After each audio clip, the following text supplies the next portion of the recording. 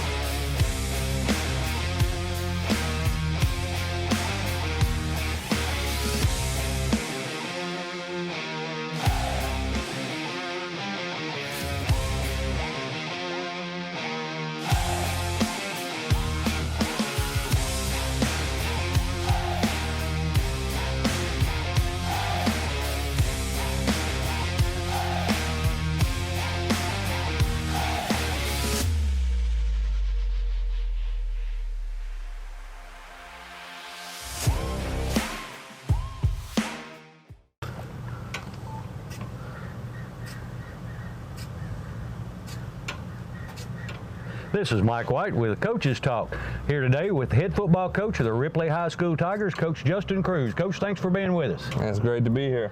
Coach, it's always great to be here the week after a win, right? Yeah, anytime you get a win, it's very exciting to come in to talk. Well, congratulations on the big win against Southside.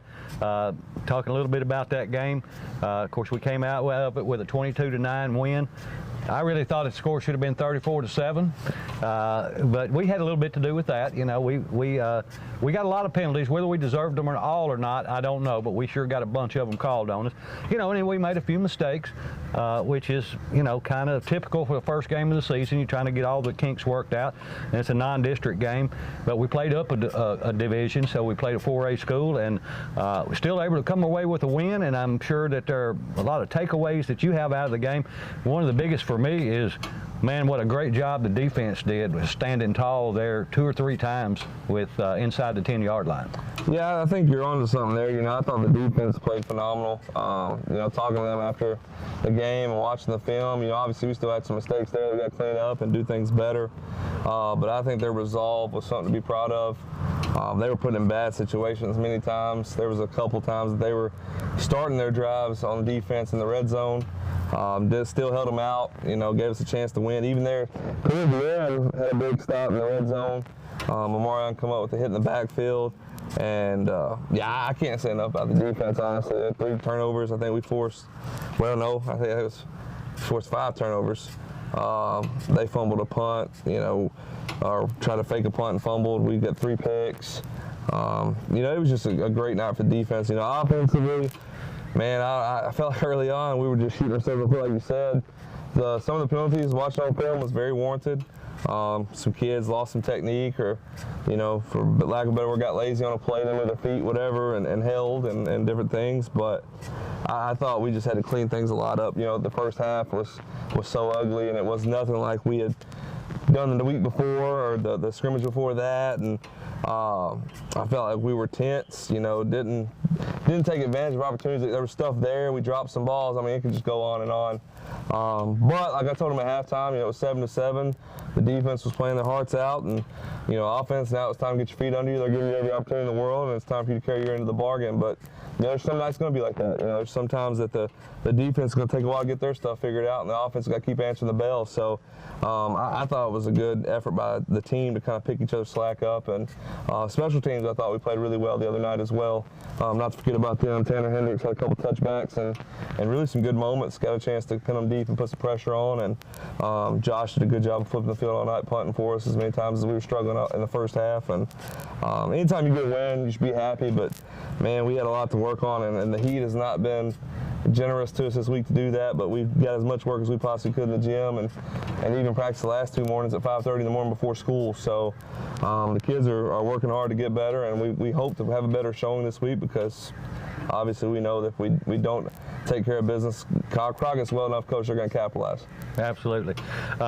One thing that I didn't realize when I saw Hendricks set up to kick deep in the game, you know, we've been kicking from hash mark to hash mark.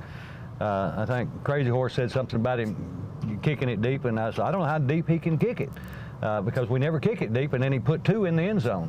And I was like, well, I guess that answers that question. So he can kick it about as far as he wants to, it seems like. Yeah, he did a good job of getting in the weight room in the offseason. Most of the time people don't think about kickers getting in the weight room, but, man, he's a high-energy kid, and he absolutely loves the fact of the weight room and getting after it. And he also had aspirations of playing offense or defense this year, too, which he is. And he had 8 tackles the night at corner coming in for an injury. And, you know, I thought he had a phenomenal game, kicking-wise and on defense. And again, congratulations to everybody on the defense. And, you know, the offense had their moments, both good and bad. And, of course, you kind of alluded to my next question was how practice had been this week with the heat, the way it's been all week. I know it's affected probably all the teams around this part of the area. And you mentioned that you had practiced early in the morning a couple of days this week. You have everybody turn up for those, and everybody's, you know, bought in, everybody ready to go? Yeah, it's the first time that we've had to practice in the morning in the season time that everybody was there. I think the kids are extremely bought in. They're hungry. You know, they want to do well. They want to do better. They didn't like the taste in their mouth, the way the offense went. We won the other night, but they know that it wasn't up to our standard and what we want to get done this year and the aspirations we have. So, you know, I think they're doing a good job with that. It's anytime you're starting practice and it's still dark outside, you know, and they're still showing up and giving all they got, man, you can't do it but be proud and be optimistic about the future. Absolutely. Well, are we pretty healthy coming into this game? Do we have any injuries coming out of last week? Well, we won. For sure it's not going to play. He'll probably be out of action for the next couple weeks, and that's a guy we just got back, Artorius Alford. You know, I hate it for the kid. He actually just came back from a wrist injury, and the first kickoff of the game was running down and sprained something in his hip. Non-contact. It just, I can't explain it, honestly. But you can see it on film, and he was in pretty good pain. And he went to the doctor and got looked at, and they said a couple weeks he'll be out and has to go through some PT and whatnot. But, man, we're looking forward to getting him back for what he can do offensively and defensively for us, not to mention the return game. Absolutely. Anybody else out? No, everyone else is a go, so, you know, we're fortunate in that regard. Well, switching gears and looking ahead to Crockett, what can we expect from them other than what we normally expect from them? But they'll be well coached and they'll, you know, they'll be well disciplined. But what stands out to you on film about Crockett? Oh, I mean, you alluded to it already. You know, obviously Coach Gordon and them always have them ready to play. I think they're a physical team. You know, they want to get downhill. They obviously have some athletes, some kids that can run. I think they're very disciplined, especially defensively. You know, and you know, just everybody kind of knows that Crockett's going through a lot of stuff right now too, and the fact that their kids are playing at the level they're playing, that they're going through such a tragedy they went through. You know, our hearts out to them and with them, and you know, I couldn't imagine, but I think they're fired up. You know, and they want to put a good showing out for the year for that, and You know, they are who they are, and they're going to hit you in the mouth and going to challenge you in every aspect of the field. Well, and again, I think we've been kind of back and forth with them over the last few years. You know, they've won some, we've won some, and I'm not sure what our overall, since you've been here, what a record is with them, or even in the last few years. But I know it's typically been a good game when we play Crockett. It's a lot of times been close, and so I'm sure we're expecting the same thing this week. Yeah, I think our kids, like I said, are fired up because they know, you know, with this big region and everything, that every game can matter, even if it comes down to tiebreakers and whatnot. But more importantly, you know, just you set yourself up for, I think, almost like a trampoline game. You jump off of a quality victory against a great opponent like this. It really brings your momentum and propels you forward, and everybody's excited. And so I think this is one of those games that has the ability to do that. Now, in saying that, you know, if something happens, it doesn't come out the way we want it. You know, obviously it doesn't affect region standings overall. It would just be some tiebreaker later on or something like that. But for us, I think it's a great test right now to see where we're at again. I think our kids have gotten better in the last few weeks in our scrimmages and jamborees in the first game. And I know that we're better offensively than what we played last week. And I'm excited about watching this defense continue to grow as well. Absolutely, and I'll tell you what I've told several other people, that at this point I think Ripley is a very underrated team. I think they've got a lot of potential. It hasn't all come together yet and shown itself, but you know better than I do what quality talent we've got out there, and we've got a good group of kids that are working hard, and I just think we're going to surprise some people this year.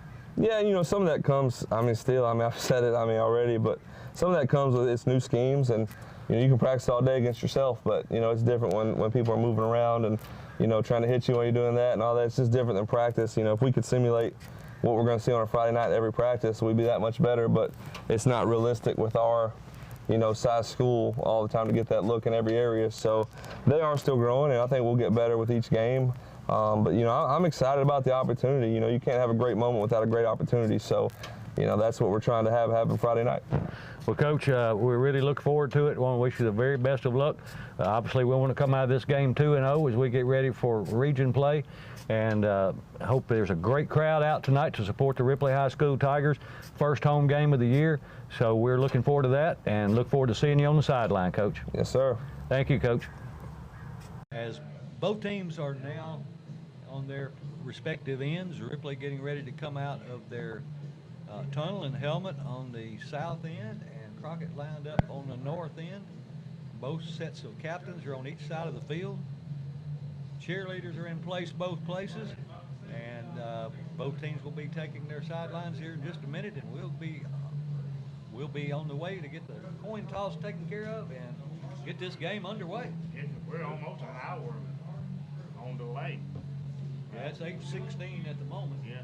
And we're 46 minutes beyond the delay.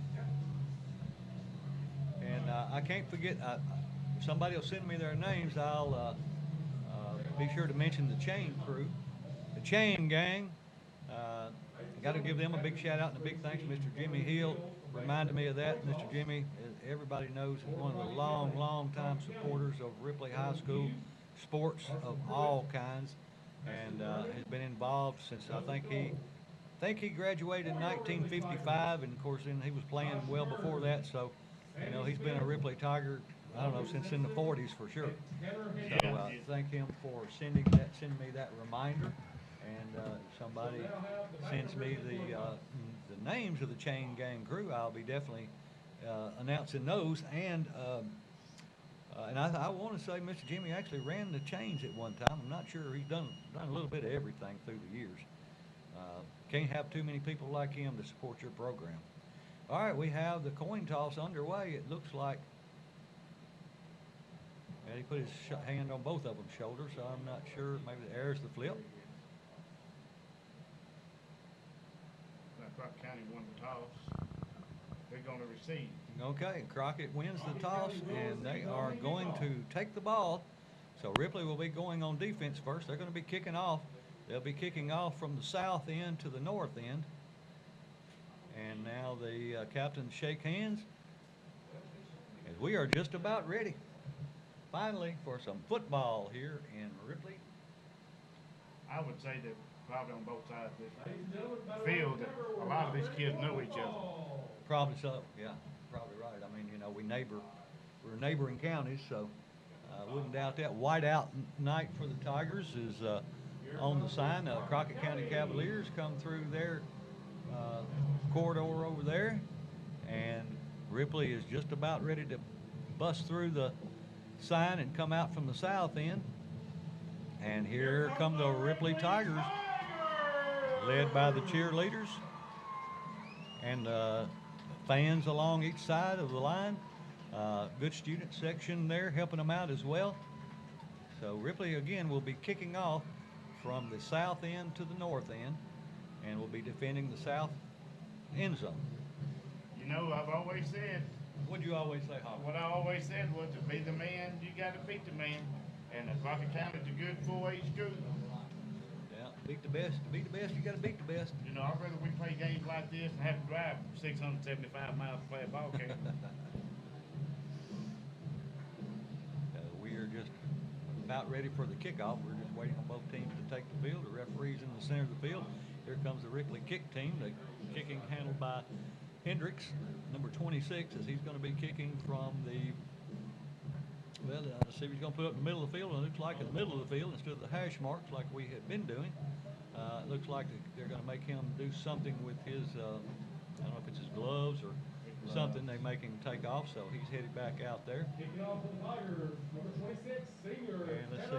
Now, number 0 is one of the deep backs for Crockett, one of the return men. And no, Coach Crew said he was one of their speedsters and one of the ones they want to try to keep contained tonight. That's Caden Greenhill.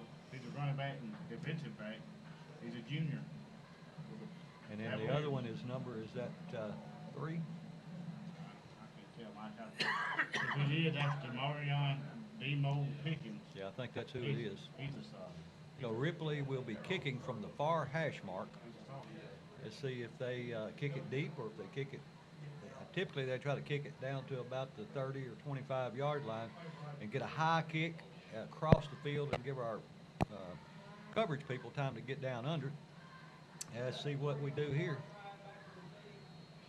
And he's actually lining up like he's going to kick it deep, because usually when he kicks the other one, he typically is not that far back, but we'll see what he does this time. And it's kickoff time in Tiger Town, and it's a long kick, and it's going to hit and roll into the end zone.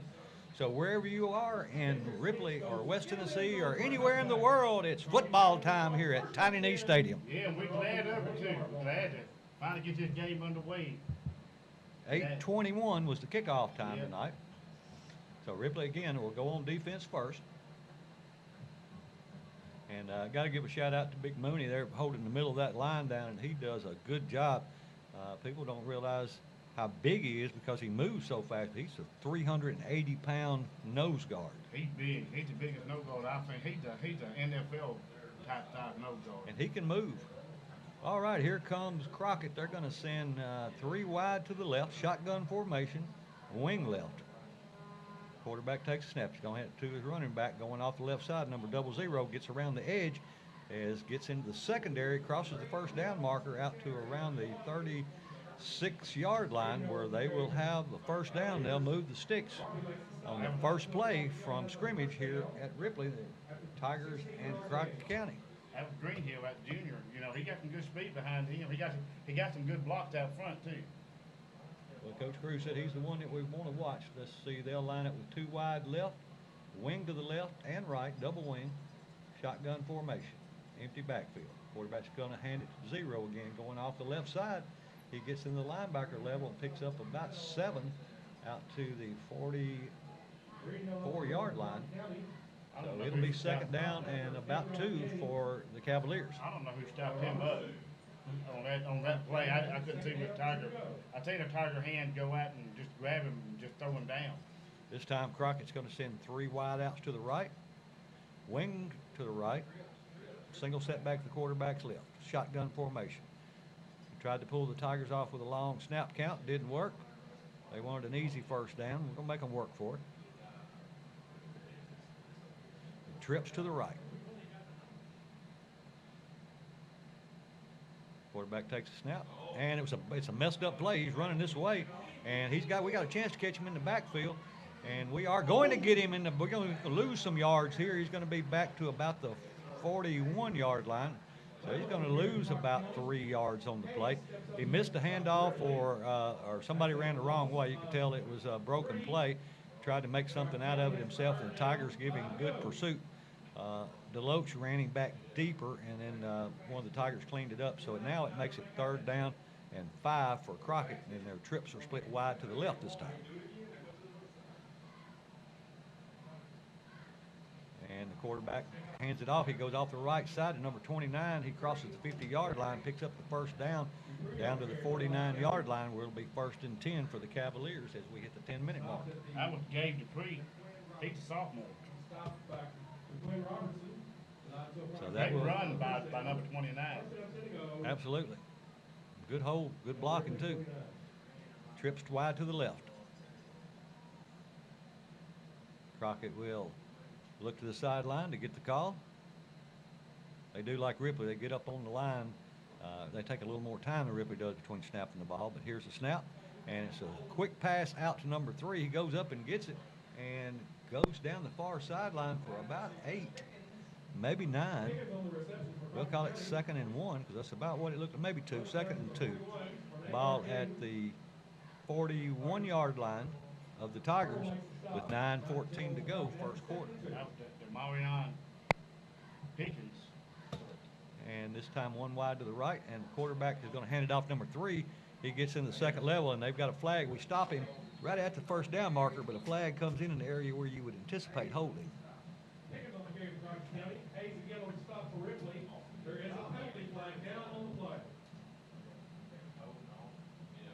So I think Austin was being held that time. Holding against Crockett.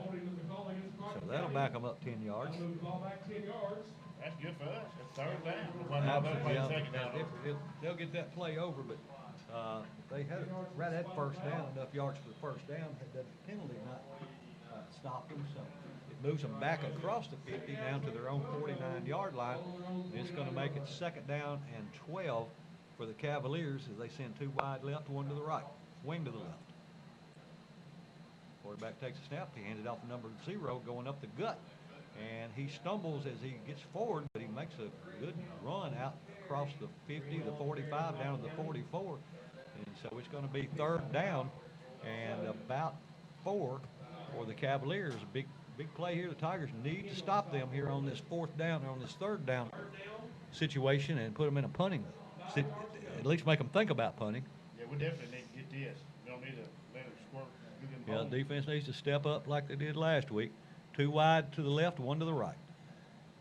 Shotgun formation, wing in motion, switches from the right to the left. And they hand the ball to the running back. He's hitting the backfield and brought down back at the original line of scrimmage. He's going to lose about 5, so it's going to make it 4th down and 10 for Crockett. That was 50. 5, that was Simpson. Who?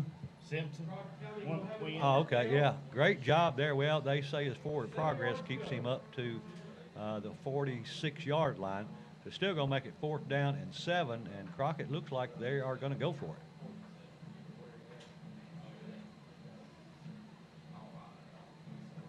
Crockett looking to the sideline to get the play. They're down to 10 seconds on the play clock. And they're going to have to take a timeout because they won't get a play off. And there it is. So timeout, Crockett County with 7:28 to go, opening quarter, opening drive. Crockett with the ball. We'll take a 30-second timeout and be back right after this. They find themselves in a 4th and 7 situation at the Tiger 46-yard line. Again, no score. I believe they're going to punt this ball, Mike. Or it could be a Cricket Ruby. Yeah, could be a fake. They are lined up for a punt, but Southside attempted a fake punt on us last week, and actually we stopped it, and they fumbled, and we got the ball back. So let's see what happens with the Tigers. Back deep for the Tigers is Hurdle, and can't see the number on the near side. I think that's Barbie. Here's the snap. It's a good snap. We put a decent rush on a high punt, end over end. Fair catch called for by the Tigers, and that's Barbie. He's going to take it right at the 20-yard line. So Ripley will be in business as the defense does step up. Looks like it's going to be at the 21. The defense steps. A flag is on the play, though. Let's see what that's all about. There's the flag, David. be some cussing going on right there. But it's back on Ripley's end, so, you know, it was fair catch, so I'm not real sure what that call would be. There wasn't a return where there would be a, you know, blocking the back or hold, you would think. I guess the referees will let us know. The Tiger offense standing on the sideline, getting their last-minute instructions from Coach Cruz.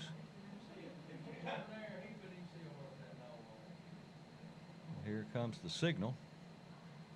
They waved, no, well, it was against Ripley. I'm not familiar with that signal. I don't either. I don't even know what the wave over the head is. Well, I'll have to ask somebody that knows more than I do, which probably anybody. But Ripley will have the ball. It'll be 1st and 10, but they're going to be back at about their 11-yard line. Let's see. No, it's going to be at the 16, so it was a 5-yard penalty, whatever it was. It must have been something. May have been something about the fair catch. It could have been. Anyway, the Tigers come out with 2 wide to the right, 1 to the left. Shotgun formation. Smith in at quarterback, and before play starts, I think I don't know. False start. So that's illegal procedure, so that'll back us up 5 yards. Now it was 1st and 10 from the 15, now it'll be 1st and 15 from the 10.